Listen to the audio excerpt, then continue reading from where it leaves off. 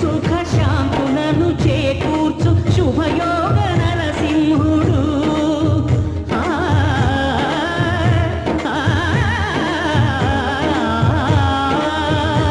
సుఖ శాంతులను చేకూర్చు శుభయోగ నరసింహుడు. నమో నమః నమో నమః. నమస్కరించెను నాలుగు దిక్కులు నఖముల వెలుగుకు మృక్కెను చుక్కలు. గోపుర రూపము దాల్చినది ఆ దివ్య సుదర్శన చక్రము.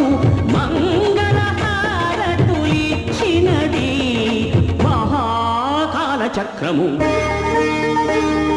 శ్రీకర శుభకర ప్రణవ స్వరూప లక్ష్మీ నరసింహ.